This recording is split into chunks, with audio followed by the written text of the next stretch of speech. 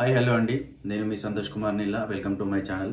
ఈ వీడియో వచ్చేసి ఈరోజు మండే కదా, మండే నామినేషన్స్ అవుతాయి కదా, నామినేషన్స్ గురించి.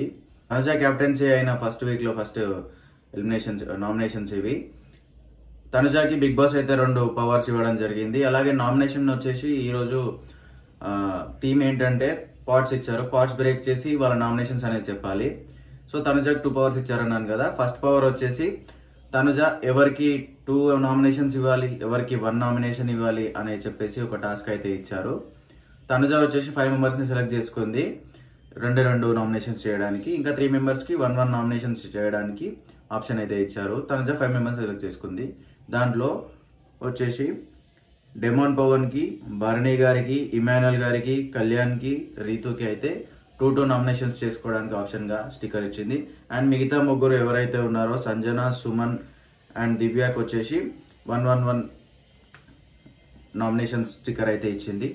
సో దీంట్లో వచ్చేసి ఫస్ట్ డిమాన్ వచ్చేసి రీతు అండ్ కళ్యాణ్ని నామినేట్ చేశాడు.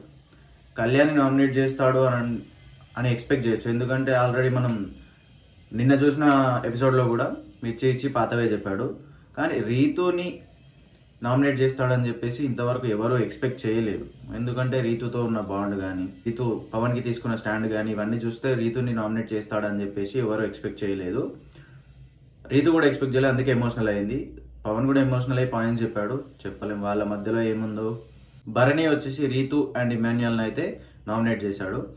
భరణి వల్ల ఇమాన్యుల్ ఫస్ట్ టైం నామినేషన్స్లోకి వచ్చాడు. చూద్దాం, అంటే ఇప్పుడు ఓట్ బ్యాంక్ తెలుస్తుంది. ఇమాన్యుల్కి ఓట్ బ్యాంక్ ఎంత ఉంది, ఓట్స్ పడుతున్నాయా లేవా, అసలు ఫ్యాన్స్ ఉన్నారా లేదా, సర్వైవ్ అవుతాడా, టాప్ 5లో ఉంటాడా లేదా అనేది ఈ వీక్తో తెలుస్తుంది ఇమాన్యుల్. నెక్స్ట్ ఇమాన్యుల్ నామినేషన్స్ వచ్చేసి భరణి అండ్ రీతు. సేమ్ భరణి గారిని రిటర్న్ నామినేట్ చేశాడు అనుకోవచ్చు. తను నామినేట్ చేశాడని చెప్పేసి ఆ పాయింట్స్ రిటర్న్లో చెప్పి నామినేట్ చేసి ఉండొచ్చు. కళ్యాణ్ నామినేషన్స్ వచ్చేసి సంజన అండ్ డిమాన్. సేమ్ డిమాన్ నామినేట్ చేశాడు కాబట్టి అవే పాయింట్స్ చెప్పి చెప్తుండొచ్చు. రీతు నామినేషన్స్ వచ్చేసి దివ్య అండ్ సంజన. దివ్యకి సంజనకి రీతు బాగానే ఫైట్ చేస్తుంది కాబట్టి మంచి పాయింట్స్ పెట్టి ఉంటుంది. సుమన్ వచ్చేసి కళ్యాణ్ని చేశాడు. దివ్య వచ్చేసి రీతుని చేసింది. సంజన వచ్చేసి కళ్యాణ్ని చేసింది. ఇక్కడ సుమన్ అన్న నామినేషన్ కళ్యాణ్ని చేయడం అంటే ఎప్పుడు సుమన్ అన్న పాయింట్స్ అంత పెద్దగా ఏముండవు, వర్కౌట్ అవ్వవు. ఏదో నార్మల్ చిన్న రీజన్స్ చెప్పి నామినేట్ చేస్తుంటాడు. ఈసారి ఎలా చేస్తాడో చూడాలి. ప్రస్తుతం ఇప్పటివరకు అయితే నామినేషన్స్లో ఎక్కువ ఓట్స్ పడ్డాయి. రీతుకి 4 ఓట్స్, కళ్యాణ్కి 3, సంజనకి 2, మిగతా వాళ్ళందరికీ 1 ఓట్ అయితే పడింది.